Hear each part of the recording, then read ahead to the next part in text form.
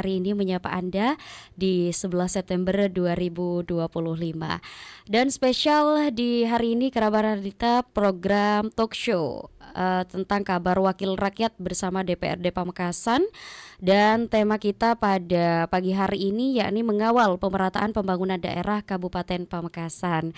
Dan di studio Nisa sudah bersama Wakil Ketua DPRD Pamekasan, Bapak Ismail SHIMIP yang biasa dipanggil Bang Mail. Oke, selamat pagi Bang Mail. Selamat pagi Mbak Nisa. Gimana nih kabarnya nih? Alhamdulillah baik-baik. Alhamdulillah. Mungkin bisa disapa dulu nih kerabat Realita di pagi hari ini yang sudah stay tune di TikTok Realita Official maupun YouTube Realita Official. Assalamualaikum warahmatullahi wabarakatuh. Kerabat Realita semua dimanapun berada, selamat pagi. Semoga semuanya sehat dan senantiasa dalam lindungan Allah Subhanahu wa Ta'ala. Amin, amin. Ini sudah kali keempat nih dari DPRD Pamekasan di studio Realita FM dengan banyak sekali beberapa tema, dan kali ini menarik Bapak. Oh, Abang ya. Kalau kita bahas tentang mengawal pemerataan pembangunan daerah Kabupaten Pamekasan. General sekali untuk tema kita pada pagi hari ini. Tapi mungkin sebelum kita ke beberapa pertanyaan, Nisa pengen tahu dulu nih Pak, fokus prioritas pembangunan apa sih yang dikawal oleh DPRD Pamekasan sendiri, Bang? Iya, jadi kalau kita bicara regulasi ya Mbak ya, kita ini kan sebenarnya sudah punya Perda tentang rencana pembangunan jangka panjang daerah. Jadi itu yang akumulasinya itu sifatnya 20 tahunan ya. Nah, kemudian dari 20 tahun itu kemudian diseplit menjadi RPJMD, Perda RPJMD.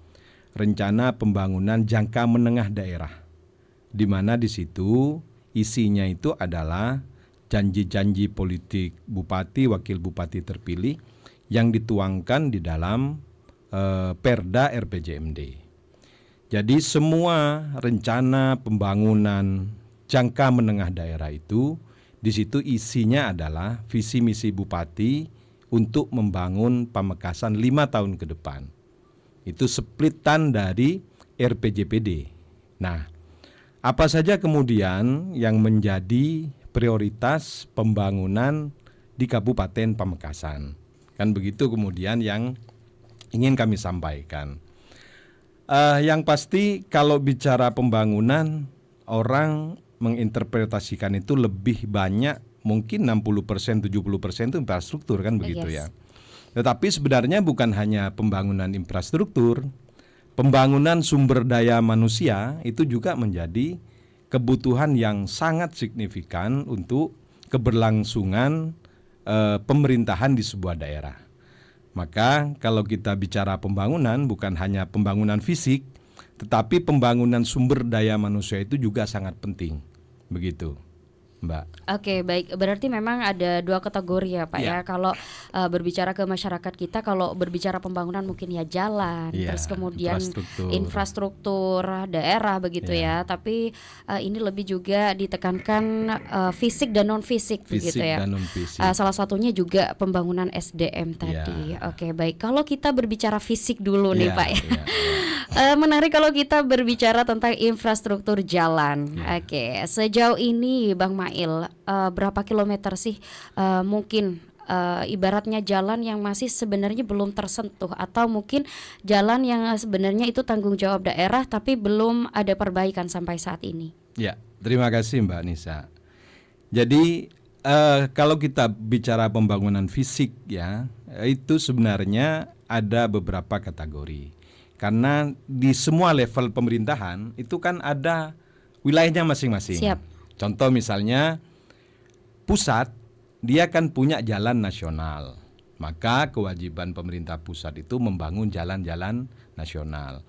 Kemudian ada pemerintah provinsi. Sama halnya pemerintah provinsi juga dia punya jalan provinsi di wilayah Kabupaten Pamekasan. Siap. Yang itu menjadi kewenangan dari pemerintah provinsi. Begitu juga pemerintah Kabupaten Pamekasan, maka dia mempunyai kewajiban untuk memperbaiki jalan-jalan yang menjadi kewenangan dari pemerintah Kabupaten Pamekasan. Nah, kemudian juga di desa. Ya, Desa juga sama mempunyai kewenangan untuk memperbaiki jalan yang menjadi wewenang, ya, yang menjadi wewenang dari pemerintahan desa.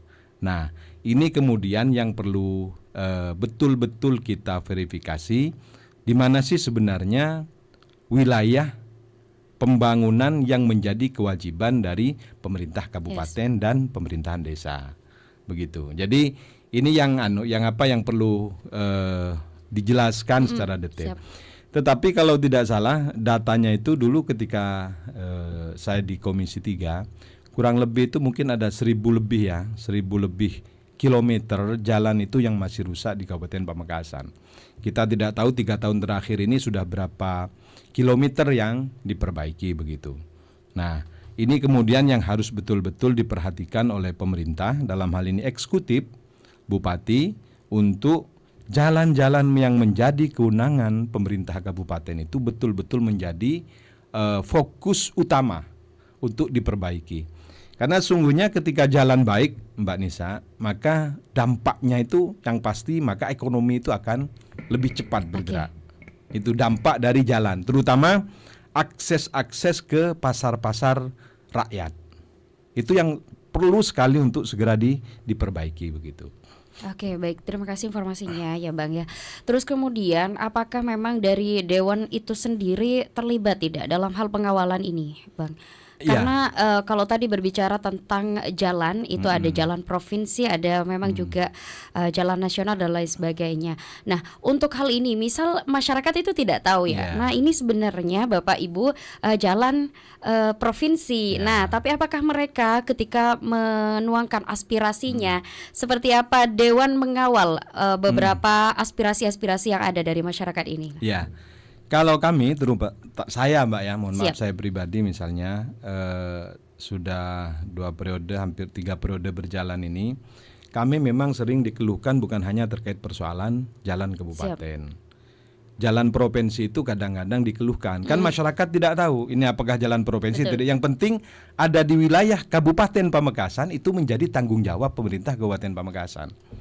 Saya ketika di 2,5 tahun di Komisi 3, saya mungkin ada 4-5 kali ke Dinas PU Bina Marga Provinsi Jawa Timur, menyampaikan data, menyampaikan fakta beberapa jalan provinsi yang itu menjadi kewenangan dari pemerintah Provinsi Jawa Timur. Alhamdulillah beberapa yang kita usulkan itu semuanya direalisasikan.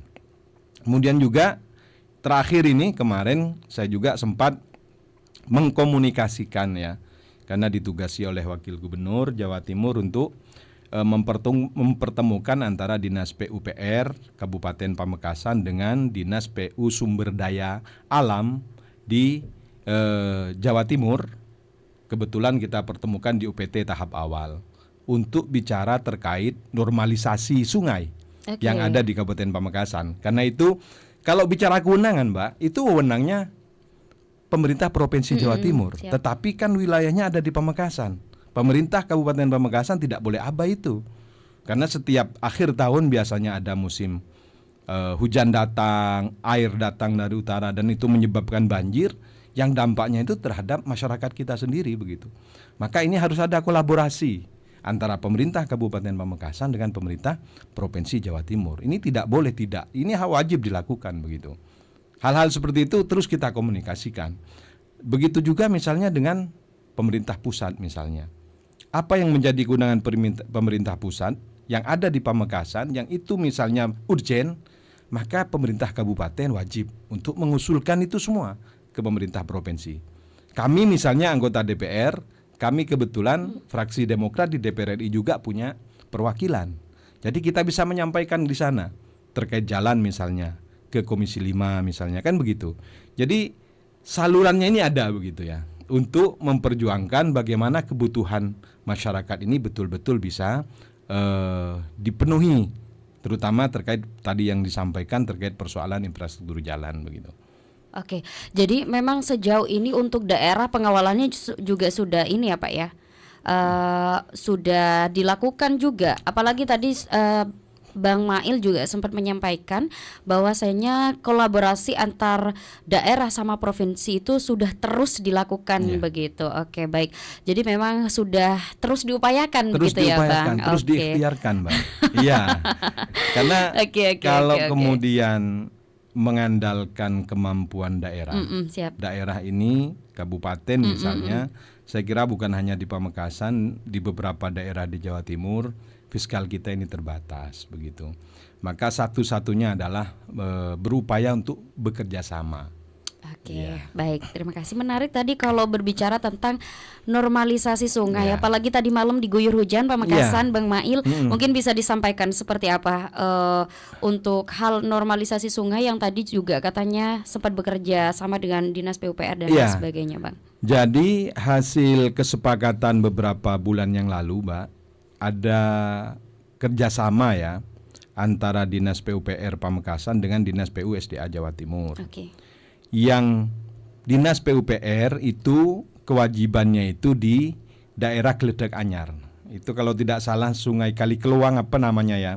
Tapi kalau yang di Jalan Trunojoyo, sepanjang Jalan Trunojoyo itu namanya Kali Jombang, Mbak. Nah, beberapa waktu yang lalu setelah dikerjakan itu kan mandek. Ya. Dan mandek itu ada sorotan dari masyarakat. Ini kok mandek, kenapa?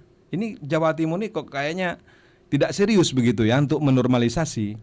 Waktu itu kemudian saya melaporkan hal ini kepada UPT PU SDA Jawa Timur. Kemudian juga saya melapor ke Wakil Gubernur Jawa Timur. Saya juga melapor kepada Ibu Bakorwil Pamekasan. Ini kok nggak jalan? Kok hanya dapat 200 meter? Padahal itu harus dinormalisasi sepanjang sungai. Ya. Karena yang paling parah itu kan di wilayah Patemon itu, Mbak, di ex-PJKA di depan itu. Kemudian di sebelah barat ketika hujan turun, air datang, kiriman, terdampak paling besar kan di sana. Setiap tahun yang menjadi langganan. Maka itu menjadi konsen kita semua, konsen pemerintah Kabupaten Pamekasan bagaimana ketika ada upaya normalisasi itu, air itu kemudian tidak mengenang di sana. Nah, ternyata memang ada beberapa kendala, tapi kendala itu hari ini sudah bisa diselesaikan semua. Ketika ketemu semua, ada PLN di situ, ada DLH dan lain semacamnya, stakeholder di sana, ada kepala desa di Laten juga waktu itu yang hadir. Jadi semuanya sudah ketemu, sekarang sudah mulai lagi bekerja. Apalagi saya mengatakan kepada Dinas PU SDA Jawa Timur, dan kemarin rapatnya terakhir itu dipimpin oleh Pak Wagub begitu ya, betul-betul detail bagaimana normalisasi sungai di Pamekasan yang menjadi wilayahnya provinsi ini betul-betul bisa dilaksanakan secara utuh begitu. Tidak kemudian parsial, Mbak. Tidak parsial. Kemarin paparannya kalau kita lihat di Instagramnya Mas Emil itu, beliau memaparkan secara detail sekali itu terkait khusus normalisasi sungai di Pamekasan. Itu. Jadi kita dorong itu, Mbak, kita kawal itu. Karena kalau tidak mandek, tidak kita dorong terus, tidak kita toto terus yang di provinsi misalnya PUSDA, misalnya wakil gubernur, kemudian dinas di sini PUPR misalnya untuk bekerja sama dan terus memonitoring itu akan mandek begitu. Nah, tugas kami lah sebagai salah satu fungsi pengawasan anggota DPR. Jadi fungsinya itu kan fungsi pengawasan. Jadi kita memanfaatkan fungsi pengawasan itu untuk terus melakukan itu. Bagaimana menekan, bagaimana terus mengawasi supaya arahnya pembangunan ini betul-betul berjalan sesuai dengan ekspektasi masyarakat begitu. Oke, luar biasa, terima kasih Bang untuk hal ini.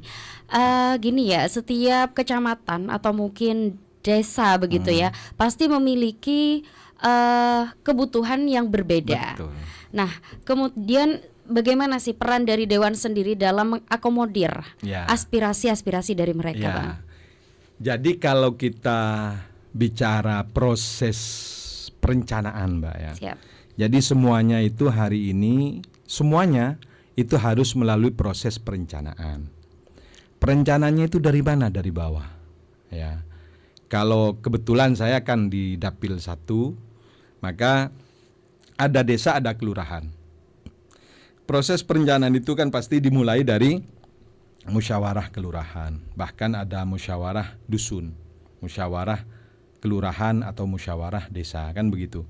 Kemudian ada musrembang cam, Ya, kemudian ada musrembang kap, kan begitu Mbak. Kemudian ada musrembang prop, terus begitu sampai musrembang nas.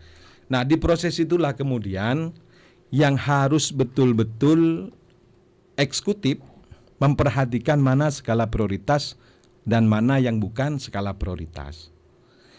Karena semuanya itu nanti akan menjadi acuan rencana pembangunan jangka menengah daerah. Terutama nanti itu wajib masuk di RKPD, rencana kerja pemerintah daerah, yang tiap tahun itu. Jadi semuanya itu harus masuk di dokumen itu, Mbak. Kalau tidak masuk di dokumen RKPD, itu tidak bisa. Artinya tidak boleh serta-merta ada program tidak masuk di RKPD, tidak masuk di sistem informasi pemerintah daerah, kemudian masuk. Hari ini pemerintah pusat, terutama Kemendagri, sangat ketat sekali untuk memonitoring ya. Memonitoring setiap proses perencanaan penganggaran dari awal, dari nol, perencanaan, pelaksanaan, pengawasan sampai pertanggungjawabannya itu ketat sekali. Semuanya dimonitor itu, Mendagri, Bappenas, Kementerian Keuangan, termasuk BPK, termasuk KPK juga, itu tersistem sudah hari ini. Namanya itu adalah sistem informasi pemerintah daerah. Jadi semuanya itu harus masuk di situ semuanya. Model perencanaannya begitu. Beda dengan beberapa tahun yang lalu, 10 tahun ya, mungkin berapa 10 tahun yang lalu mungkin lebih ya, itu anggaran itu masih gelondongan ya. Jadi bupati misalnya ada kebutuhan mendadak, kapan saja bisa. Tapi hari ini tidak bisa begitu. Kecuali misalnya ada anggaran bencana, itu beda. Itu ada anggaran tetapi itu kan terbatas, begitu. Itu yang menjadi kebijakan yang harus diperhatikan oleh pemerintah daerah, begitu Mbak. Baik. Kalau tadi berbicara tentang anggaran begitu, bagaimana sih peran dari Dewan sendiri untuk mengawal alokasi anggaran itu agar pemerataan pembangunan di Pamekasan itu stabil begitu? Ya. Jadi kita ini di samping tadi saya katakan ada fungsi pengawasan, kita ini punya fungsi budgeting. 3 sebenarnya fungsi anggota Dewan ya.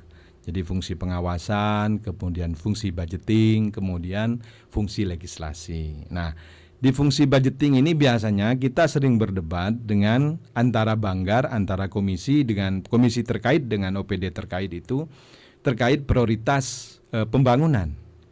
Karena versinya, kalau kita ini mohon maaf, kita ini kan setiap hari Mbak ya, kita ketemu dengan masyarakat. Sewaktu-waktu mereka WA, sewaktu-waktu mereka, kami ini diundang dengan berbagai macam bentuk ya.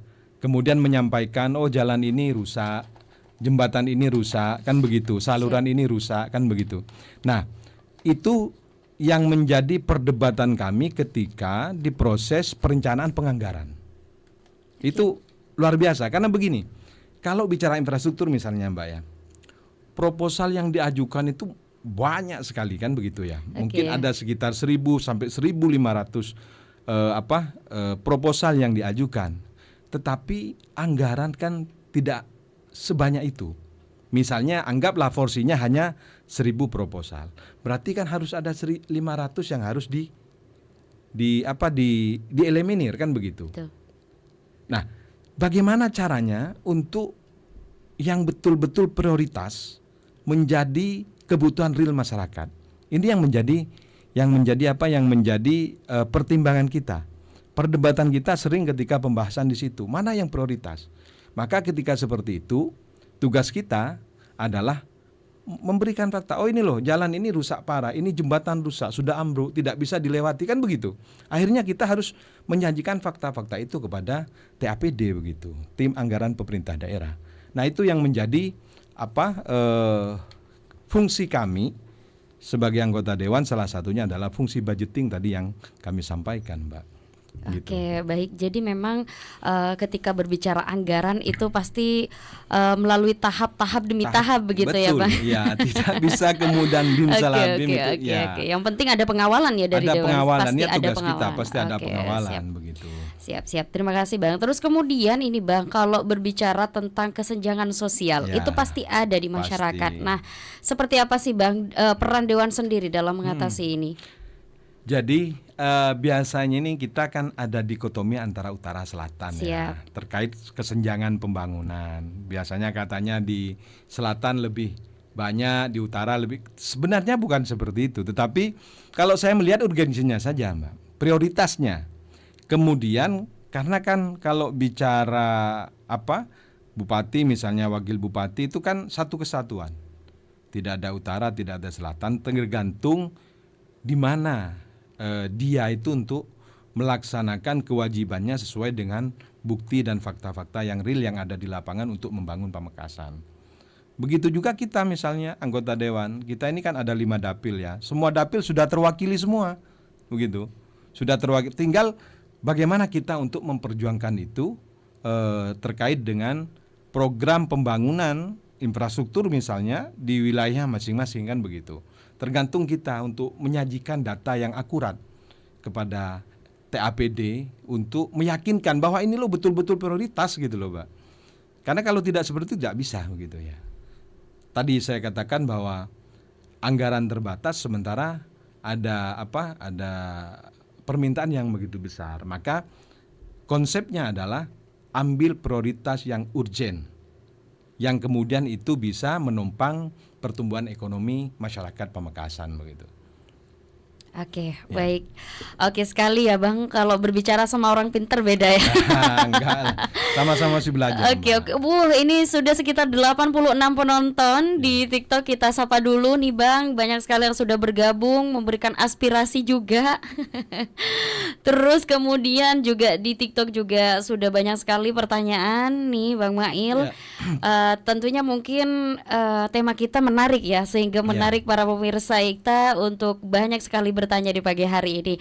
Oke, jadi kerabat Realita jangan kemana-mana karena akan ada segmen Bang Mail ini akan menjawab semua pertanyaan atau mungkin aspirasi dari masyarakat tentunya, utamanya dalam hal pemerataan pembangunan di Kabupaten Pamekasan. Oke, sebelum kita ke jeda iklan, satu pertanyaan lagi Bang. Sebelum kita berbicara ke pembangunan non fisik nih ya. Terutama kalau tadi berbicara tentang desa tertinggal. Nah, itu pasti seperti apa sih upaya dari Dewan sendiri dalam hal mengoptimalkan daerah-daerah tertinggal, utamanya dalam hal air bersih, jalan, terus kemudian listrik, seperti apa Bang? Jadi bicara desa itu kan ada beberapa kategori ya Mbak. Ada desa mandiri, desa berkembang, kemudian desa tematik ya. Kemudian ada desa tertinggal. Saya tidak tahu berapa hari ini desa mandiri yang sudah mandiri. Yang pasti sepertinya 5 tahun terakhir ini sudah mengalami kemajuan begitu ya Mbak. Kemudian desa berkembang, kemudian desa tematik, dan yang desa yang masih tertinggal. Tetapi sebenarnya dari semua itu ini menjadi tanggung jawab pemerintah daerah sebagai di struktur pemerintahan yang ada di bawahnya. Menjadi tanggung jawab pemerintah daerah ya. Tinggal bagaimana upaya dari pemerintah daerah itu untuk mengembangkan itu semua. Apa misalnya yang kurang hari ini di sebuah desa misalnya, untuk dinaikkan dari desa berkembang menjadi desa mandiri, dari desa yang tertinggal menjadi desa yang berkembang, kan begitu. Ini tugas pemerintah daerah, tugas kita semua saya kira untuk mencoba mengoptimalkan apa potensi yang ada di desa itu. Karena kalau kita digeneralisir, saya kira semua desa itu pasti tidak sama kondisi lokusnya. Betul. Ya, maka harus pintar-pintar memilah. Oh, ini apakah cocok desa ini menjadi desa wisata? Oh, ini apakah cocok desa ini menjadi desa misalnya tentang ketahanan pangan misalnya, hortikultura dan lain semacamnya. Apakah ini cocok untuk menjadi desa wilayah kawasan peternakan misalnya. Maka potensi-potensi itu harus diungkit ya, harus dilihat potensinya itu untuk bisa dikembangkan. Sehingga dari situ pemerintah daerah bisa mengintervensi. Kira-kira apa di sini yang perlu diintervensi oleh pemerintah daerah? Oh, misalnya terkait dengan persoalan kawasan misalnya. oh ini kita mau jadikan kawasan peternakan misalnya. Nah, apa yang harus dilakukan? Maka pemerintah daerah berkewajiban melalui EPD terkait untuk memaksimalkan berapa jumlah peternak di situ. Kemudian apa yang harus dilakukan? Bisa tidak misalnya di daerah itu bisa membuat sebuah swasembada daging misalnya. Di situ ada rumah potong hewan dan lain semacamnya lah. Yang itu bisa mengungkit daya masyarakat. Masyarakat itu bisa mempunyai penghasilan yang layak begitu, Mbak. Oke, ya. Luar biasa, cukup jelas sekali ya untuk kerabat realita. Ini banyak sekali. Ini mungkin para fan-nya Bang Mail nih. Iya. Ini juga ada beberapa pertanyaan, ada keluhan juga Bang. Ini mungkin lewat kabar wakil rakyat ini bisa menjadi istilahnya tempat atau wadah mereka berkeluh kesah nih Bang Mail ya. Oke, baik, untuk kerabat realita tentunya jangan kemana-mana. Untuk aspirasi dan juga banyak sekali pertanyaan yang sudah dilayangkan oleh kerabat realita dimanapun berada, nanti akan dijawab di segmen terakhir. Jadi kerabat realita jangan kemana-mana. Nisa akan kembali hadir. Tetap stay tune di 89.1 Realita FM, ragam hiburan dan informasi.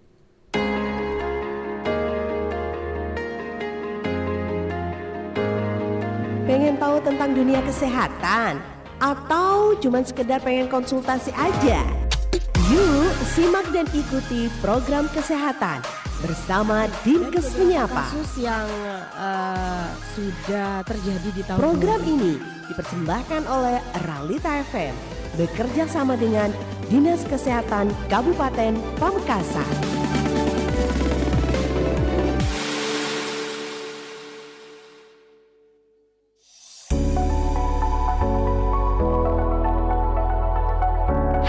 Realita, mau tahu gimana alur pelayanan kesehatan dari BPJS Kesehatan ketika sakit? Sekarang caranya udah gampang loh. Perlu pengobatan medik, cukup datang langsung ke Vaskes. Daftarnya tinggal install dan klik mobile JKN. Lalu dapatkan antrian online. Kemudian datang ke Vaskes tingkat pertama. Jika kasus spesialistik, maka FKTP akan melakukan rujukannya ke fasilitas kesehatan tingkat lanjut. Sebelum itu, pastikan juga ya, kalian rutin membayar iuran sesuai aturannya.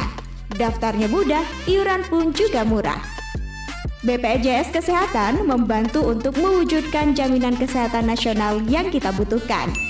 Ayo, sukseskan layanan kesehatan nasional dengan aktif dan berperan menjadi peserta.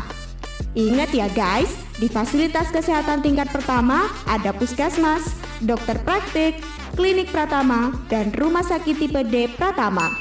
Layanan BPJS Kesehatan mudah, cepat, dan setara. Kesehatan untuk semua. BPJS Kesehatan membantu kita untuk wujudkan jaminan kesehatan nasional yang kita semua butuhkan. Ayo semua kita sukseskan dengan aktif dan berperan. Ayo menjadi peserta yang tidak lupa bayar. Selamat pagi Pak Kus, gimana Pak? Kursinya enak, hehe.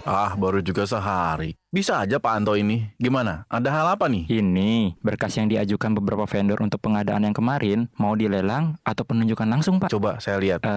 Vendor yang ini ada paketnya untuk kita Pak. Kalau penunjukan langsung, hehe. Wah, menarik nih kalau ada tempelannya gini.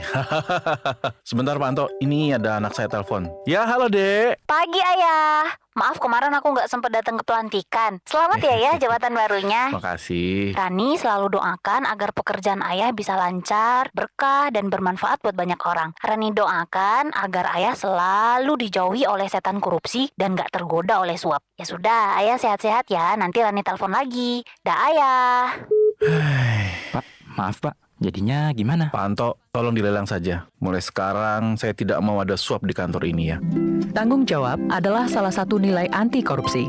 Tanamkan nilai-nilai anti korupsi mulai dari diri sendiri untuk masa depan Indonesia bersih dari korupsi. Pesan ini disampaikan oleh Komisi Pemberantasan Korupsi. Permisi Pak, boleh tunjukkan SIM dan STNK-nya? Ini Pak, SIM dan STNK saya. Bapak tahu ya kesalahannya kalau hari ini tanggal ganjil tapi plat Bapak genap. Iya Pak, saya tahu. Tapi maaf Pak, saya nggak tahu jalan lain soalnya. Kita damai aja ya. Gimana Pak? Maaf Pak, saya tidak bisa terima. Kita sesuai prosedur aja ya. Saya buatkan surat tilang dulu. Memberikan uang damai saat ditilang bukan solusi. Mari hentikan korupsi. Ingat, satu langkah kecil dari kita dapat membawa perubahan besar bagi bangsa. Biasakan yang benar, jangan benarkan yang biasa. Iklan ini dipersembahkan oleh Komisi Pemberantasan Korupsi. Be smart, be healthy. Halo kerabat Realita FM, pengen konsultasi tentang kesehatan? Atau konsultasi tentang gizi? Atau pengen tahu tentang program seputar RSUD Smart Pamekasan? Kami membawa pasien dengan keluhan lemah tangan dan kaki kiri. Nah, di sini nih, Be Smart, Be Healthy. Program siar bincang santai bareng pakar hebat Rumah Sakit Smart Pamekasan. Tiap hari Jumat jam 9 pagi sampai dengan selesai. Be Smart, Be Healthy. Bersama kita bisa. Acara ini dipersembahkan oleh Rumah Sakit Umum Daerah Slamet Martodirjo, Pamekasan.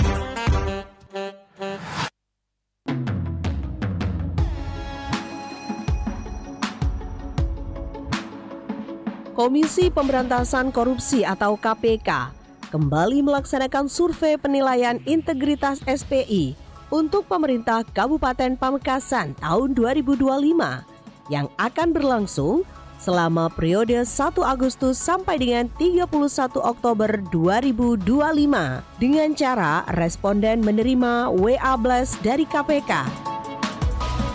Link kuesioner pengisian survei penilaian integritas 2025 akan di-blast melalui WA SPI by KPK dengan label SPI 2025.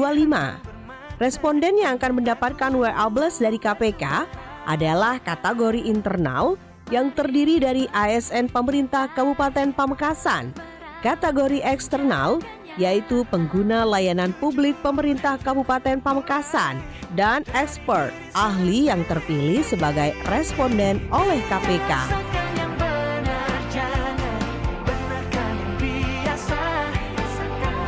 Pastikan juga nama yang Anda terima dalam WA tersebut adalah benar nama Anda. Dan jangan lupa klik isi survei yang terdapat pada pesan tersebut untuk memulai pengisian survei penilaian integritas KPK.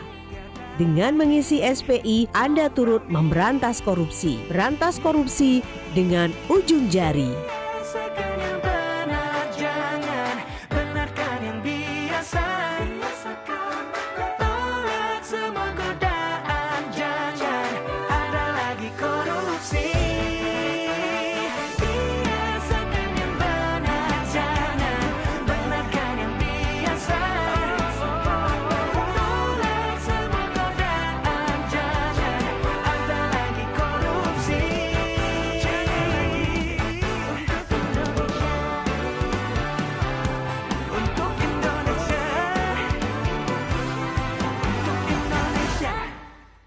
Terima kasih Anda masih setia di program Kabar Wakil Rakyat bersama DPD Pamekasan yang siang hari ini mengangkat tema mengawal pemerataan pembangunan daerah Kabupaten Pamekasan. Ini Nisa masih bersama Wakil Ketua DPD Pamekasan Bang Mail. Gimana, masih semangat Bang? Oh, masih semangat. Masih apalagi semangat. Ini ada kopinya ini. Kopinya seger kayaknya. Kopinya seger. Oke, Bang, ini banyak sekali sudah Bang beberapa pertanyaan, beberapa aspirasi, beberapa masukan juga dari masyarakat Pamekasan yang tentunya banyak berharap kepada Bang Mail, utamanya masyarakat yang memang tidak memiliki kekuatan ya untuk istilahnya mereka ingin lebih sejahtera begitu ya Bang.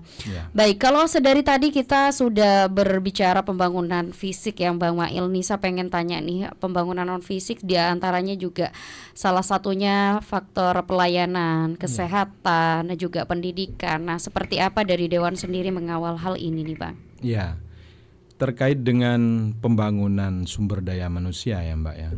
Banyak hal saya kira tadi yang disampaikan oleh Mbak Nisa itu kan ada pembangunan pendidikan, kesehatan, sumber daya manusia. Itu adalah bagian yang integral ya dalam rangka menunjang bagaimana pemerintahan ini bisa berjalan efektif kan begitu.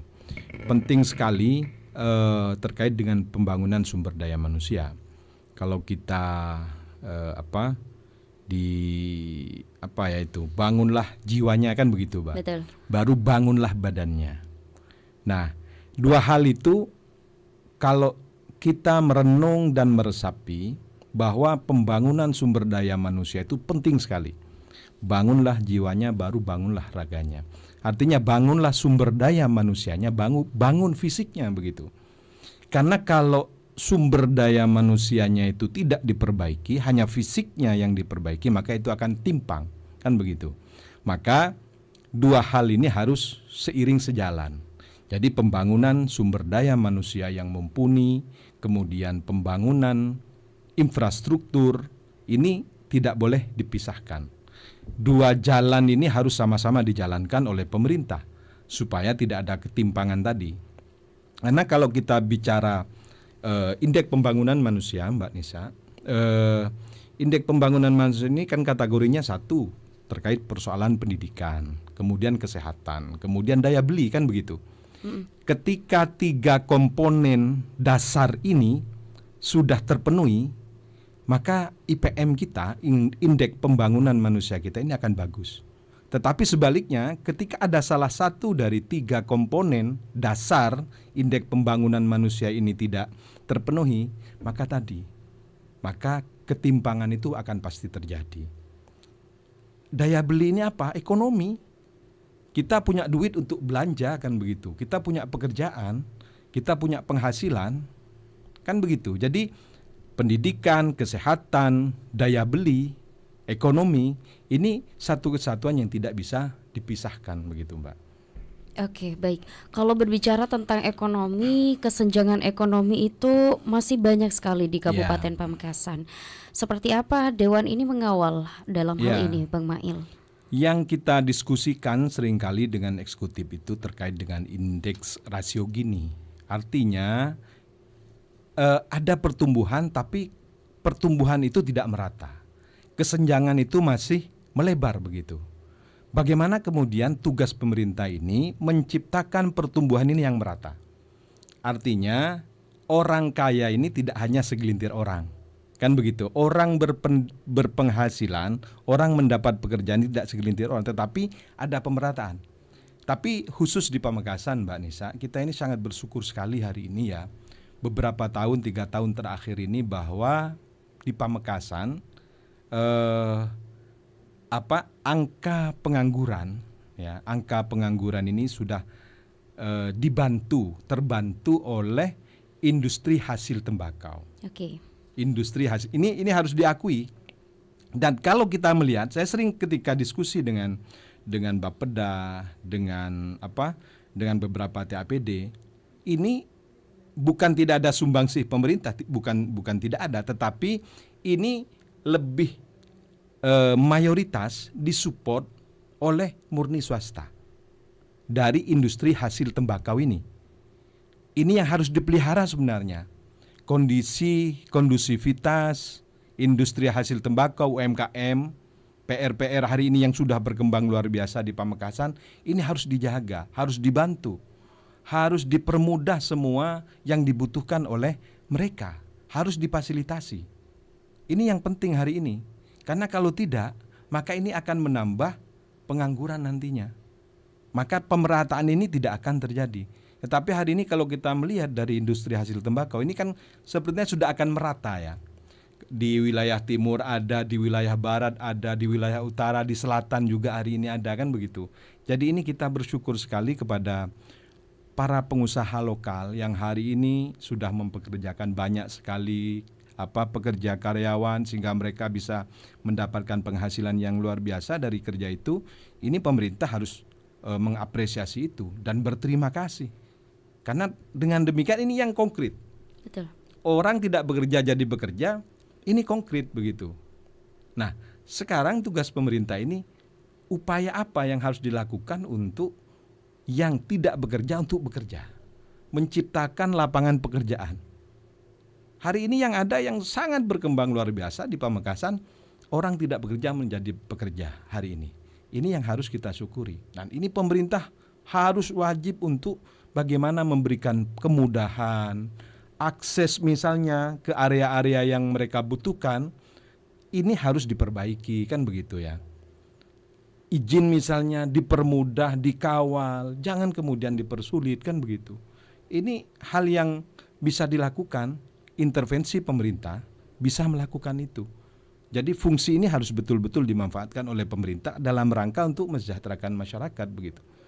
Sekarang apa misalnya yang bisa kemudian secara spontan pemerintah daerah dilakukan untuk mempekerjakan orang?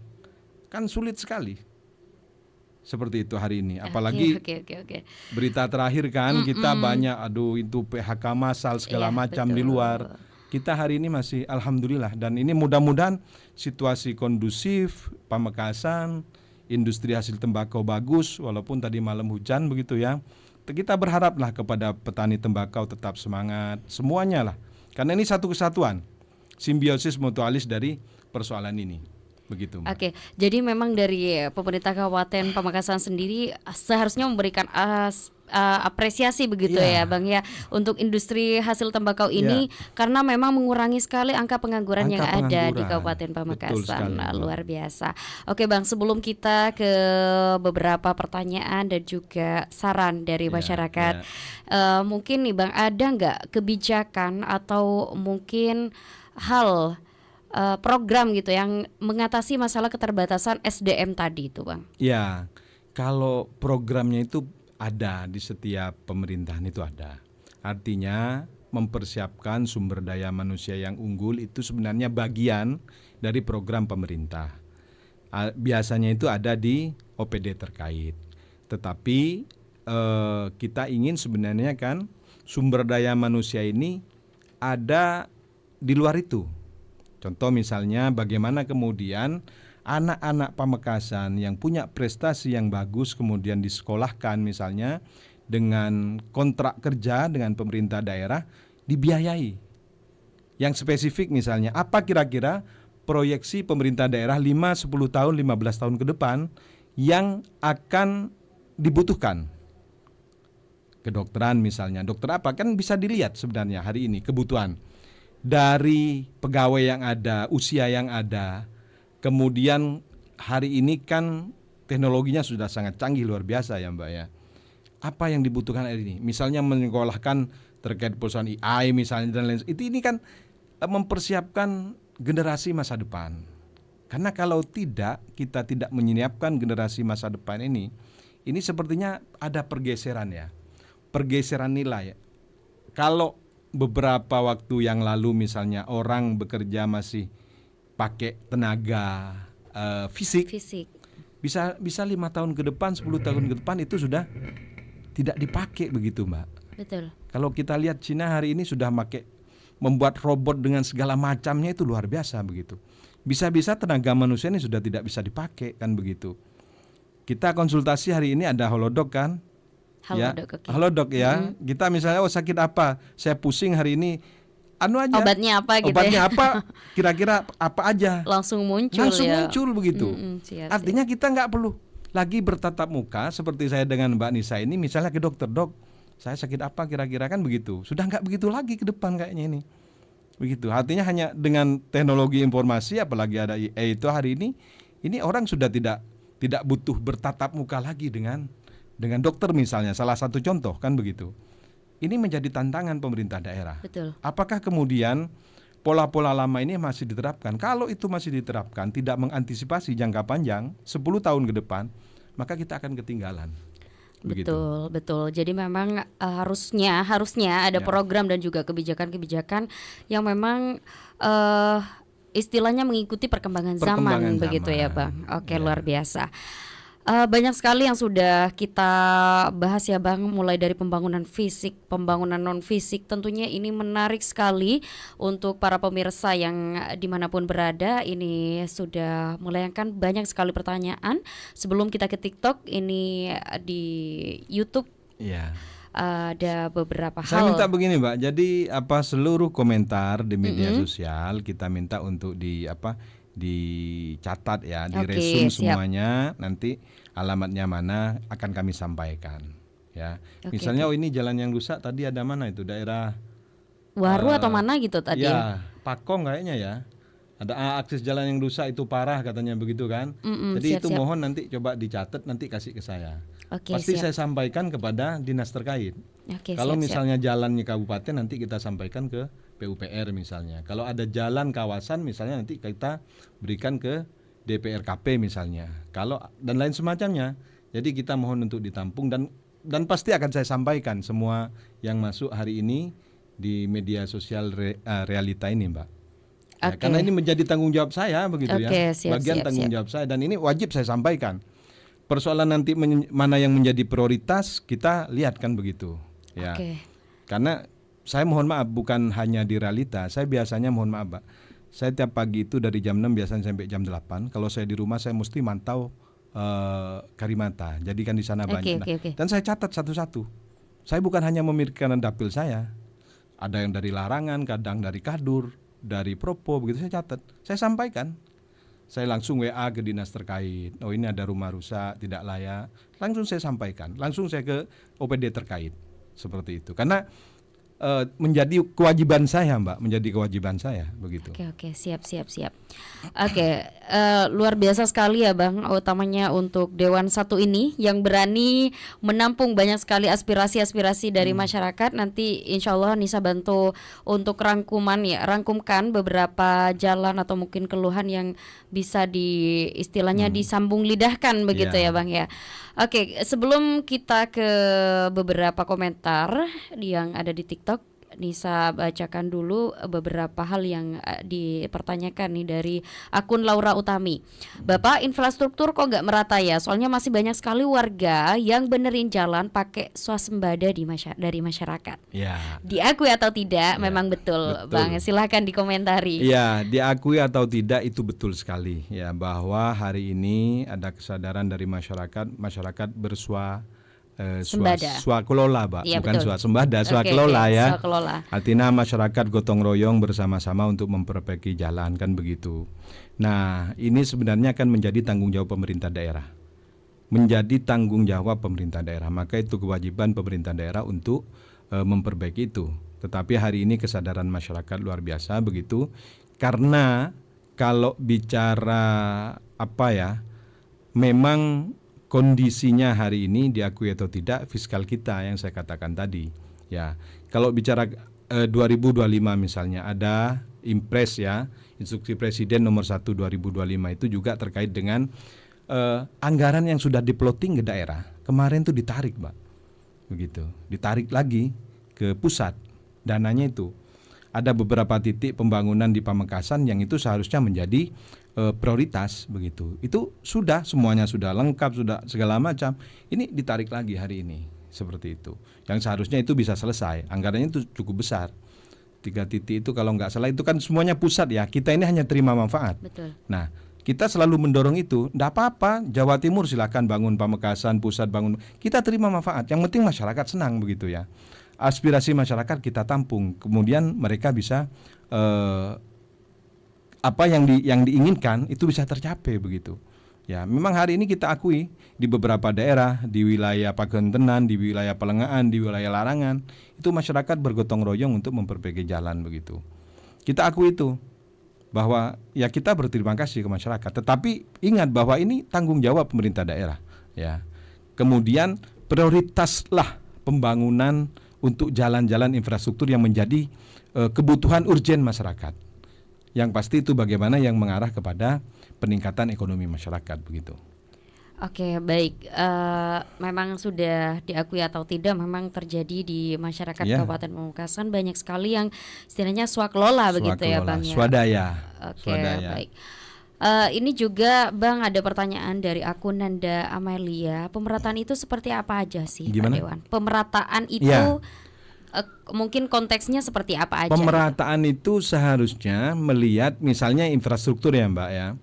Kalau misalnya ada 1000 kilometer, maka itu di wilayah utara berapa kilometer, selatan berapa kilometer, timur berapa, barat berapa.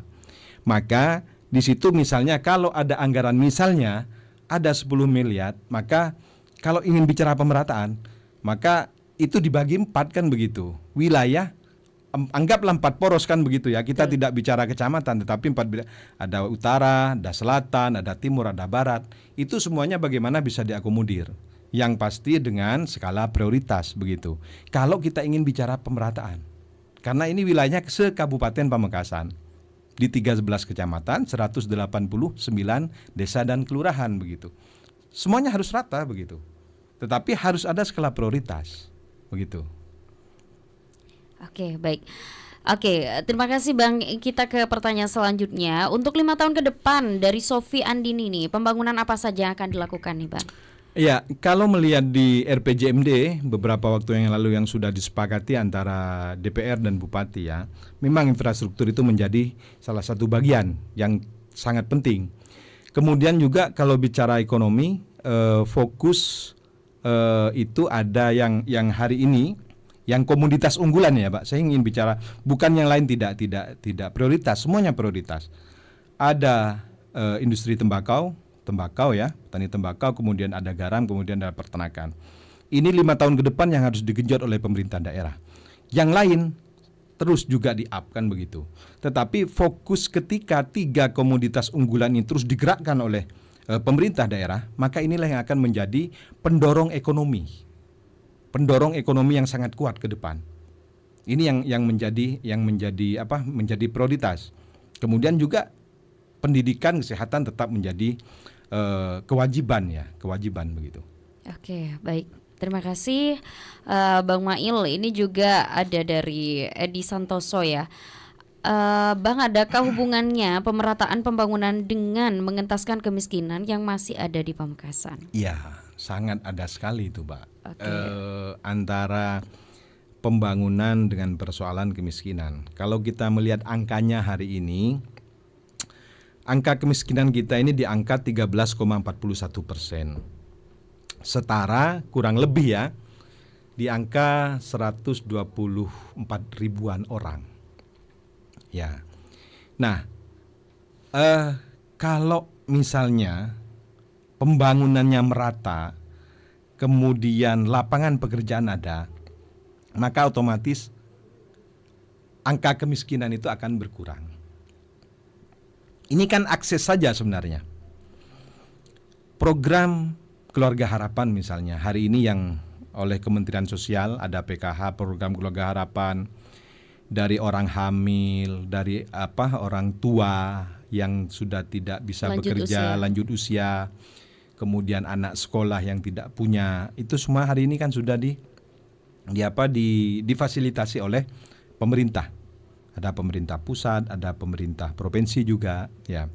Nah, ini kan kalau ibarat begini, ibarat orang mau ini, jangan dikasih ikannya kan begitu kira-kira, tapi berilah dia pancingnya. Artinya apa? Orang hari ini yang masih ada di garis kemiskinan, bagaimana kemudian dia bisa naik kelas menjadi tidak miskin? Caranya bagaimana? Ya mereka harus bisa bekerja, mereka harus punya usaha, kan begitu. Ini tugas pemerintah, memberikan akses permodalan misalnya. Ya, di Kabupaten Pamekasan, Mbak, mungkin 10 tahun terakhir ya, saya masih ingat betul ketika saya di periode pertama, itu ada program namanya program channeling. Oke. Ya, dana pemerintah daerah Kabupaten Pamekasan ini ada di BPR Jatim. Itu maksud dan tujuannya adalah untuk memberikan akses permodalan yang sangat murah dan sangat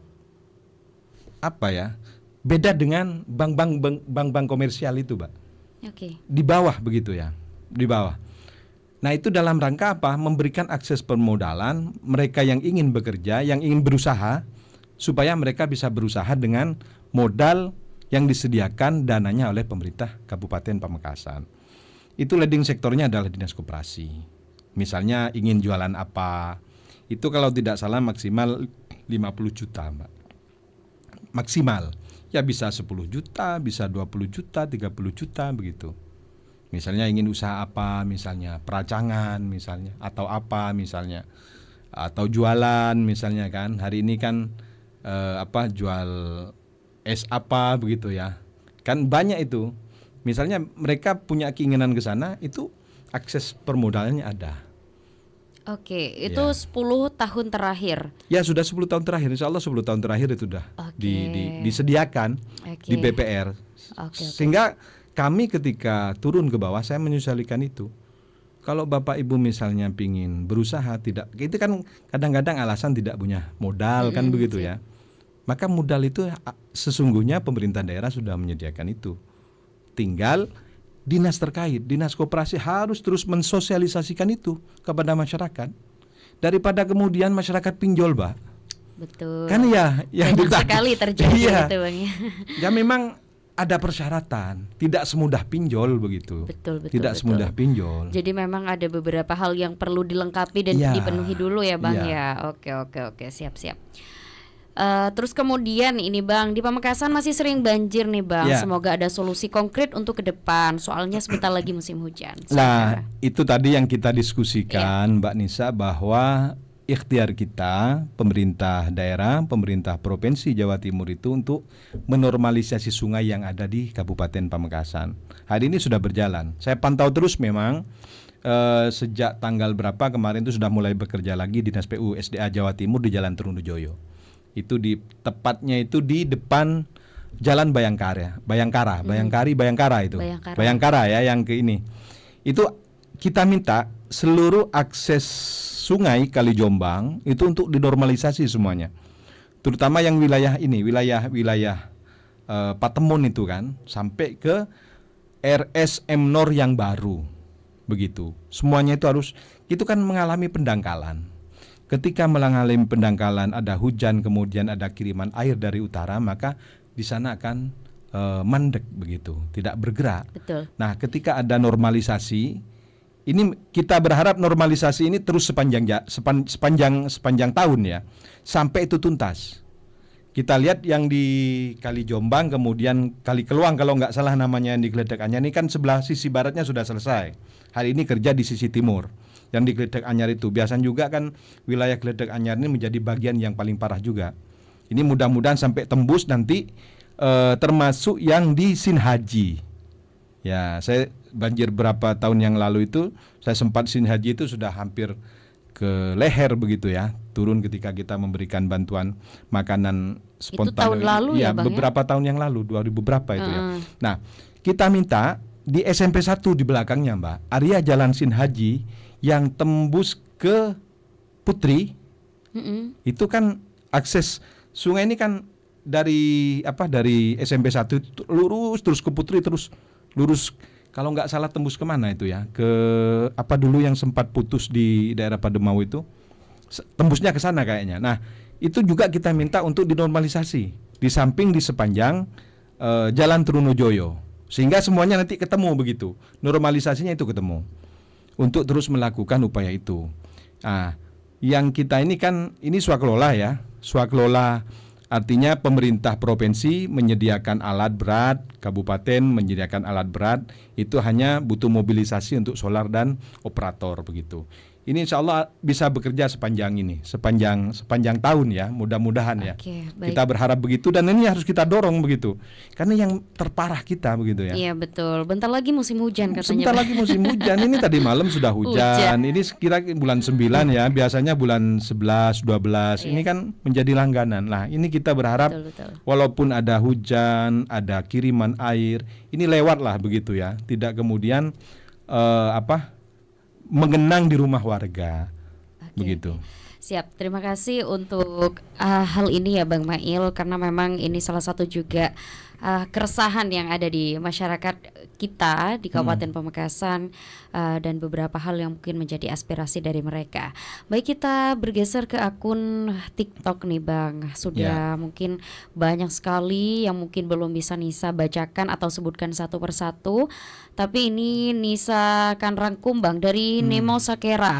Kalau jalan di kelurahan, wewenang siapa Bang? Dan pengajuan perbaikannya ini kemana? Ya, kalau yang jalan itu misalnya jalan tembus ya, itu ke PUPR, Dinas PUPR. Kemudian kalau yang jalan lingkungan, DPRKP, permukiman, bisa diajukan itu Mbak, bisa diajukan, begitu. Oke, baik.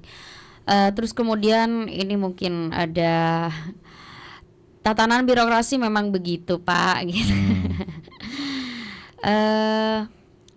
Skema ini dari kerabat Madura. Skema perencanaan anggaran gaji paruh waktu bagaimana Pak Wakil Ketua? Ini tadi sempat dibahas nih. Ya, saya mohon maaf ya, saya sejak 2014 itu saya menjadi Dewan Pembinanya Forum Guru Honorer.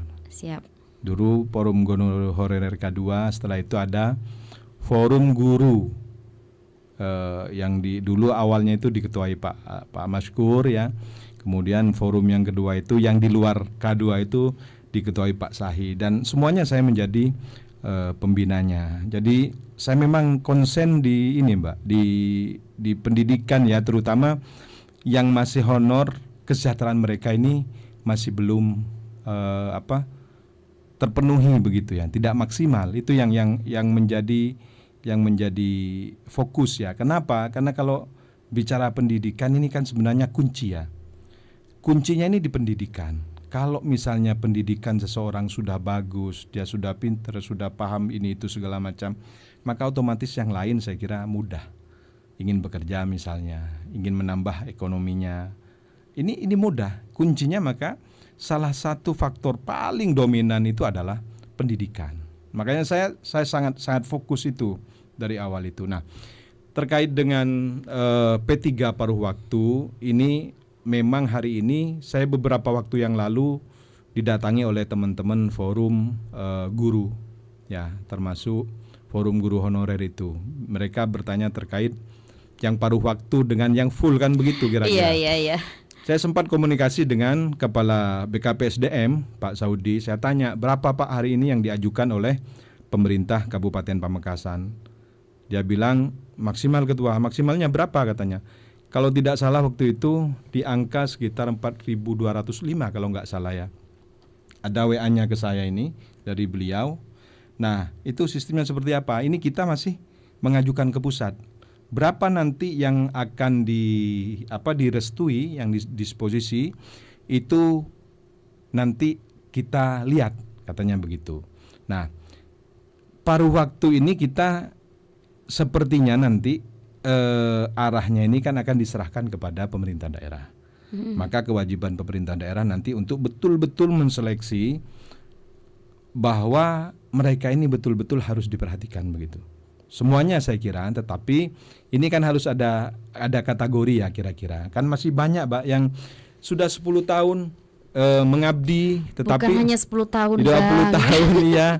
Tapi dia masih ini begitu ya, masih belum diangkat. Di begitu. Sini banyak di realita ya, Bang. Itu.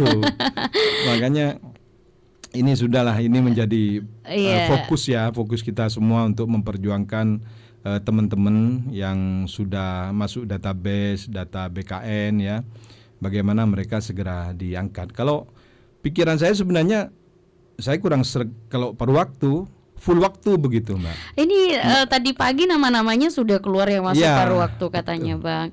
Jadi mungkin peran dari Dewan sendiri ini sangat dibutuhkan, apalagi tenaga-tenaga honorer yang sudah usianya bentar lagi pensiun, terus masa kerjanya puluhan tahun begitu ya Bang ya. Semoga ini ya ada kabar gembira untuk para P3K tentunya, utamanya dalam skema perencanaan anggaran gaji itu. Oke, terima kasih Bang Mail. Ini juga ada pertanyaan dari Media Center. Selain normalisasi sungai, Bapak, program apa yang pemerintah persiapkan untuk mengatasi banjir ini?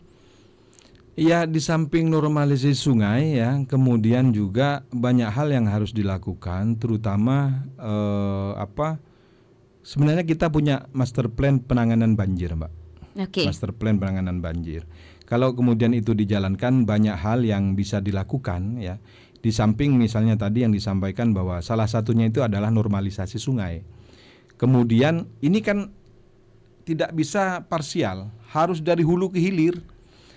Pamekasan misalnya yang dinormalisasi, tetapi kalau wilayah utara tetap tidak dinormalisasi, maka itu kan airnya juga akan ke wilayah kita kan begitu ya. Nah, begitu juga misalnya jalan-jalan ya. Ini kan biasanya yang memakan ini kan jembatan. segala macam. Ketika banjir, ketika itu kan menjadi kendala terbesar begitu ya, yang mengakibatkan ini. Nah, di samping banjir saya kira kalau istilah apa kemarin di ini ya, pori-pori, kemudian penampungan itu Pak, kayak dam apa segala macam itu saya kira untuk menampung itu sedotan ya, nyedot itu. Kalau di Sampang itu kayaknya itu sudah ada ini besar. Lah kemarin kebetulan ketika kita diskusi dengan PUSDA Jawa Timur itu ada mesin pompa yang di area Patemon itu ternyata rusak. Ya, jadi untuk ketika menghambat lajunya air itu untuk pembuangannya itu mesinnya rusak katanya. Tapi kemarin kita minta PUPR Pamekasan untuk mengajukan itu perbaikan itu. Sepertinya sudah menjadi prioritas insyaallah kayaknya itu ya. Mesin pembuang ya, mesin pembuang. Siap. Mesin pembuang itu penting sekali saya kira. Oke, terima kasih Bang. Kembali lagi nih untuk regulasi penganggaran untuk P3K tadi nih Bang. Masih ada lagi pertanyaan tentang hal ini. Mungkin bisa dijelaskan Bang. Kalau sekarang sudah tahap istilahnya mereka sudah disampaikan nih beberapa nama yang sudah masuk P3K paruh waktu. Nah, mungkin dari Abang sendiri selaku Dewan ya, mungkin bisa dijelaskan mengenai regulasi penganggarannya saat ini seperti apa Bang? Iya. Kalau kami pasti konsen untuk terus memperjuangkan terkait teman-teman honorer yang akan diangkat menjadi P3K ini Mbak. Apakah itu menjadi paruh waktu atau full. Kalau kita sebenarnya pinginnya kan kasihan gimana kerja paruh waktu kan begitu. Nah kami di proses penganggaran kami akan memprioritaskan itu. Karena itu bagian dari surat edaran Menteri Dalam Negeri. Tiap tahun itu ada surat edaran dari Menteri Dalam Negeri untuk menganggarkan P3K. Setiap tahun, setiap kali proses rencana APBD, anggaran pendapatan belanja daerah ketika direncanakan, itu perintahnya jelas itu Pak. Jelas itu. Satu P3K, kemudian kedua itu terkait kelurahan. Karena kelurahan ini kan nggak seperti desa, nggak dapat dana kelurahan ya. Maka itu menjadi bagian kewajiban pemerintah daerah untuk anggaran itu biasanya ada di situ. Itu wajib, itu tidak bisa kemudian diabaikan oleh pemerintah daerah. Itu merupakan kewajiban begitu. Artinya kalau bicara penganggaran, saya yakin kita akan mensupport betul, akan maksimal memperjuangkan itu bagaimana P3K yang diangkat ini anggarannya tersedia dengan baik begitu. Oke, amin ya Bang ya. Ini juga mungkin ada saran ini dari Surya Ahmad katanya.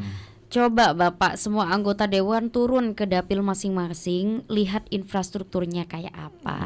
Nah, mungkin ini bisa jadi istilahnya bahan evaluasi juga. Betul, begitu ya. Terima kasih Bang Surya untuk masukannya. Ini Pak Dewan, bagi progres untuk fasilitas pelabuhan perikanan. Oh ya, saya beberapa kali ke sana ya, termasuk saya pernah reses spesifik dengan kelompok nelayan. Kemudian saya pernah dengan Kepala Dinas Perikanan waktu itu ketika ada persoalan terkait dengan solar kepada nelayan. Saya hadir di situ di pelabuhan Brenta ya. Nah kemarin ini menarik terkait dengan pelabuhan. Secara regulasi itu kan menjadi kewenangan pemerintah provinsi. Nah kemarin kita diskusi dengan anggota DPRD Komisi A Provinsi Jawa Timur. Itu kita minta bagaimana itu kalau itu bisa ditarik kembali. Itu kan menjadi wilayahnya Provinsi Jawa Timur karena terkait dengan aturan perundang-undangan. Kewenangannya. Karena kalau ini kan kita sudah beberapa kali minta perhatian khusus terkait dengan pelabuhan. Yang dikeluhkan di sana itu kan dangkalnya sungai ya. Ketika misalnya surut maka kapal itu harus didorong gitu ya. Maka itu perlu pengerukan dan lain semacamnya. Kemudian ada juga keluhan terkait dengan penerangan pelabuhan itu. Nah, Kalau itu kemudian nanti diambil alih atau dikembalikan kepada pemerintah daerah, maka model penganggarannya kita lebih mudah. Nah, kita beberapa waktu yang lalu sempat diskusi dengan beberapa salah satunya kepala Bakesbang Pol Provinsi Jawa Timur. Saya menyampaikan itu juga terkait dengan pelabuhan Berenta. Artinya kita minta fasilitas pelabuhan dianggarkan, diperbaiki, kemudian ada pengerukan yang dangkal di situ, di pelabuhan itu. Kita sudah sampaikan itu, dan waktu itu beberapa nggak nyampe mungkin 2 bulan ya, kita ketemu. Waktu itu ada acara di Bakorwil, kemudian sebelum malamnya itu kita sempat diskusi karena beliau minta masukan beberapa hal terkait dengan persoalan itu. Begitu, Mbak. Oke, siap. Jadi memang ada banyak sekali upaya-upaya yang sudah dilakukan. Salah satunya juga komunikasi itu tadi ya, Bang. Oke, baik. Ini juga saya sudah sempat catat dari Pakong Dusun Ruko Barat katanya. Jalannya banyak yang rusak, Pak Ismail. Terima kasih. Mungkin ini bisa jadi atensi khusus ya untuk kalau bisa nanti Dewan. coba minta difoto jalannya gitu ya. Oke, jadi untuk akun tadi ya yang sempat menyampaikan bisa difoto dan nanti bisa ditindaklanjuti. Ya, kita pasti sampaikan kepada dinas terkait itu. Iya, untuk Maulana Syarif tolong Pak Dewan ditinjau ke bawah Pak Dewan. Oke, siap, terima kasih. Sekedar saran juga ini dari Kacong Emas. Sekedar saran dan masukan Bang untuk menjadikan desa berkembang, utamakan akses jalan. Betul. Iya. Ini juga kalau tadi kita berbicara tentang industri hasil tembakau salah satunya yang mengentaskan pengangguran ini Bang, juga ada saya minta Bang untuk rokok Madura dipermudah. Betul. Katanya. Mungkin bisa ditanggapi tentang hal ini Bang. Ya, jadi memang yang menjadi kendala hari ini kan pemerintah pusat ini tidak bisa membedakan mana itu rokok UMKM dan industri besar. Oke. Ya, artinya kita ini kan UMKM, PR yang ada di Kabupaten Pamekasan kan masih PR ya. PR yang itu merupakan masih UMKM. Kalau kemudian disamakan dengan gudang garam, dengan Sampurna, dengan Jarum, itu kan logikanya tidak masuk. Betul. Ya.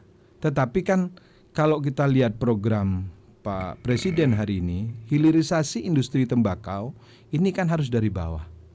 Dari bawah itu artinya apa? Artinya termasuk yang UMKM ini harus diperhatikan, harus ada pengecualian begitu. Tidak bisa kemudian disamakan harga pajaknya rokok yang Jarum, gudang garam, Sampurna dengan rokok misalnya dengan rokok yang ada di Pamekasan begitu. Kan tidak bisa disamakan. Ini yang hari ini pemerintah masih belum bisa memilah dan memilih mana itu industri besar dan industri kecil. Kita berharap bahwa ini ada pengecualian begitu ya. Ada pengecualian. Masa satu batang rokok misalnya disamakan pajaknya 1.200 misalnya dengan yang industri lokal, kan nggak fair begitu ya. Sementara ketahanan ekonomi lokal ini kan sangat kuat sekali. Sangat kuat sekali. Artinya di situ orang bisa bekerja, ibu-ibu rumah tangga bisa bekerja, kan begitu, anak-anak muda bisa bekerja hari ini. Itu kan seharusnya itu menjadi perhatian utama pemerintah daerah. Kita setuju sekali program Pak Presiden Prabowo hari ini adalah ekonomi kerakyatan. Ya, semuanya dari bawah begitu. Karena ini sudah terbukti Mbak, ketika COVID-19 kemarin semuanya ambruk ya, pertanian masih sangat confident sekali begitu, dan UMKM itu yang tidak jatuh. Betul. Yang lain jatuh ya. Tetapi pertanian, UMKM itu masih eksis ketika kita dihantam COVID-19 yang meluluh lantakkan semuanya ya. Semua industri itu hampir tutup semua kan begitu. Perhotelan, mall, apa segala macam waktu itu. Tetapi kan pertanian, UMKM di bawah ini masih kokoh berdiri tegak ini. Maka saya kira pemerintah hari ini harus fokus memperhatikan itu gitu. Oke, luar biasa Bang Mail ya. Terus ini ada dari politisi jalanan. Bang, sebenarnya legislatif dilibatkan apa tidak oleh eksekutif dalam menentukan skala prioritas pembangunan di Pamekasan, Bang? Iya. Di rencana kerja pemerintah daerah itu menjadi kewenangan eksekutif. Tetapi DPR itu memberikan rekomendasi melalui hasil-hasil reses yang perlu disampaikan. Tinggal nanti bagaimana kita untuk menekan ya program-program prioritas yang didapatkan dari hasil reses itu. Kita Mbak, Dewan ini dalam 1 tahun ini kan ada 3 kali reses. Sidang pertama, kedua, ketiga, awal, tengah, akhir. Nah, dari situlah kita sebenarnya bisa memperjuangkan.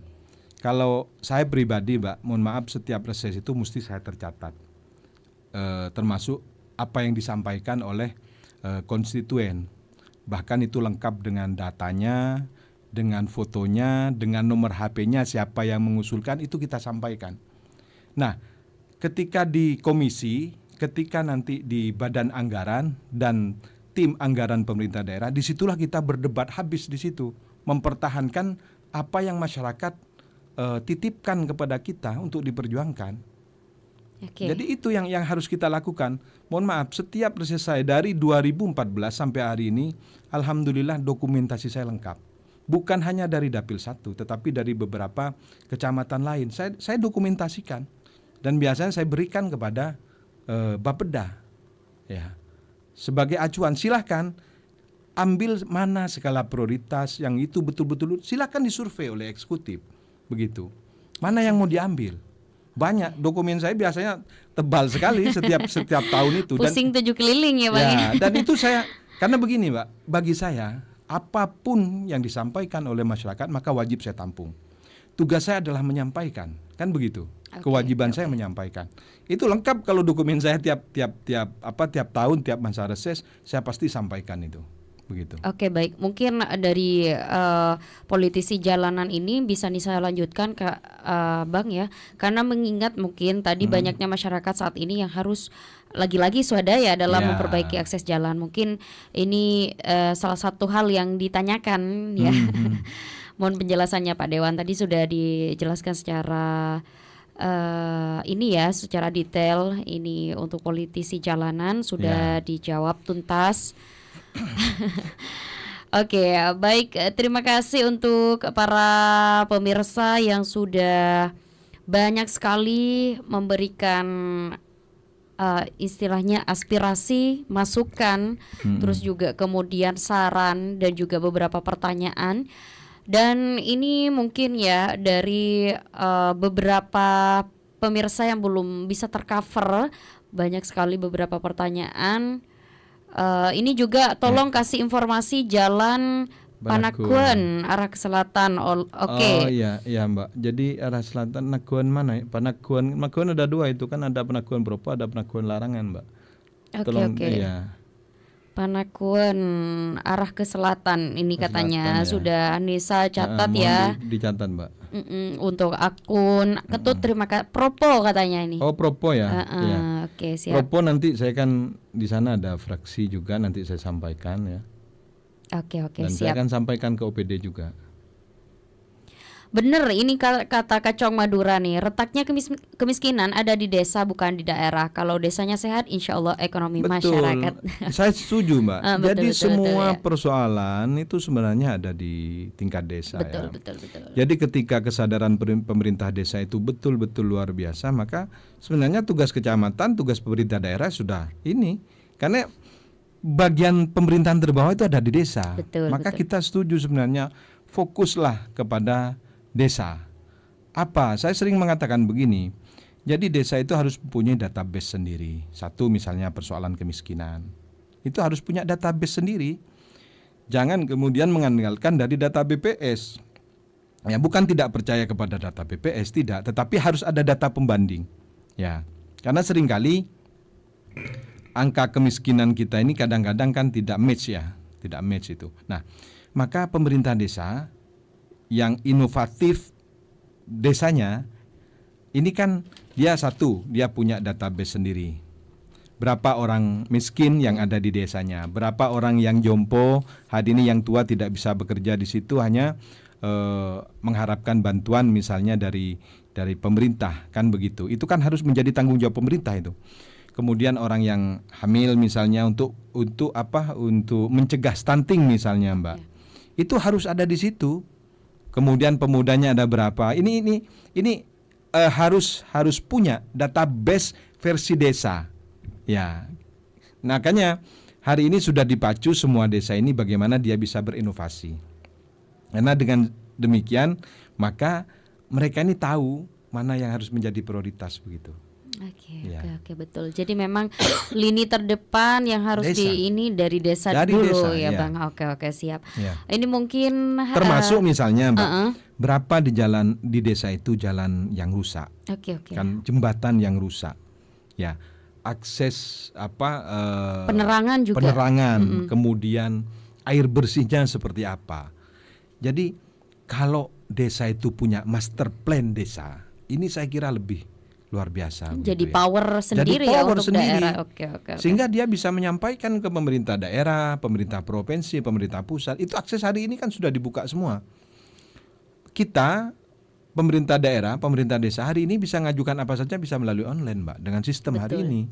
Begitu. Makanya kalau pemerintah desa hari ini punya inovasi, maka saya yakin desanya itu akan maju dan akan mandiri, sejahtera masyarakatnya. Saya terinspirasi beberapa waktu yang lalu ya.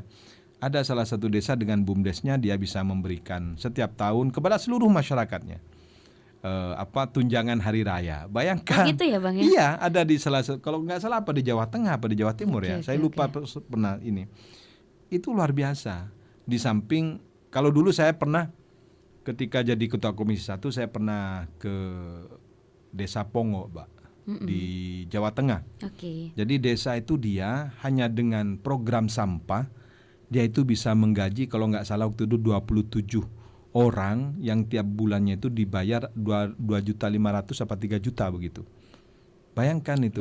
Luar biasa. Dan ini hari ini sudah mulai banyak dia mengelola misalnya wisata segala macam begitu ya. Nah, ini yang luar biasa hari ini ya. Kita support teruslah desa-desa yang pengen inovatif, maju yang ingin maju ya, yang ingin maju begitu. Oke, siap. Terima kasih ya Bang Mail untuk banyak sekali ilmu dan juga banyak sekali juga dari masyarakat yang sudah mau didengarkan aspirasinya, keluhan-keluhan mereka. Karena mereka ini apalagi masyarakat lapisan bawah, mungkin kalau tidak ada talk show seperti ini, seperti apa mereka menyambungkan aspirasinya itu tidak tahu kemana begitu ya Bang Mail. Oke, terakhir mungkin Bang Mail closing statement dari Bang Mail sendiri selaku Wakil Ketua DPRD Pamekasan yang istilahnya pro dan juga selalu mengawal masyarakat untuk sejahtera. Silakan Bang Mail. Jadi kami prinsipnya selalu terus ingin bersama masyarakat. Aspirasi apapun yang disampaikan masyarakat itu menjadi kewajiban kami untuk disampaikan kepada eksekutif ya. Kan eksekutornya ini adalah eksekutif, Pak. Siap. Tugas kita ini menyampaikan sebagai wakil rakyat apapun yang rakyat sampaikan kepada kami, maka kewajiban kami untuk menyampaikan. Tinggal bagaimana nanti terkait dengan prioritas yang akan diambil oleh pemerintah daerah. Kami ingin apapun keluhan masyarakat untuk disampaikan kepada kami dan kami berkomitmen untuk memperjuangkan itu. Begitu. Oke, siap. Terima kasih Bang Mail. Itu sekaligus menjadi closing statement. Ada statement juga dari Bang Mail. Istilahnya itu selalu bersama dengan masyarakat. Oke, baik. Terima kasih Bang Mail. Mungkin bisa talk show kembali di Realita FM dengan tema-tema inspiratif lainnya yang tentunya sangat dibutuhkan oleh masyarakat kita. Terima kasih juga untuk kerabat Realita yang sudah setia di program Kabar Wakil Rakyat bersama DPRD Pamekasan, baik di TikTok Realita Official maupun di YouTube Realita Official.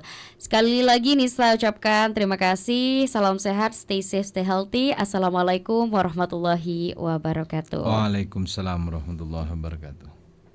Halo Tretan Wajib Pajak Pamekasan. Sehubungan dengan ditertibkannya keputusan Gubernur Jawa Timur tentang pembebasan pajak daerah Provinsi Jawa Timur yang diberlakukan mulai tanggal 14 Juli 2025 sampai dengan 31 Agustus 2025 dengan sasaran kebijakan meliputi pembebasan sanksi administrasi PKB dan BBNKB, pembebasan pengenaan PKB progresif, pembebasan tunggakan PKB tahun 2024 dan tahun sebelumnya untuk kendaraan sepeda motor roda 2 wajib pajak yang termasuk dalam data 1. PKH Program Keluarga Harapan dan atau KKS, Kartu Keluarga Sejahtera. Kedua, yang terdaftar di dalam aplikasi sebagai ojek online. Dan ketiga, untuk kendaraan roda 3. Rekan sekalian, dapat membayar pajak kendaraan bermotor di kantor Samsat Pamekasan dan di berbagai layanan unggulan kami, seperti Samsat Walkthrough, Samsat Drive-Thru, Payment Point Mall Pelayanan Publik, Payment Point Waru, Samsat Keliling Pagi, dan Samsat Keliling Malam.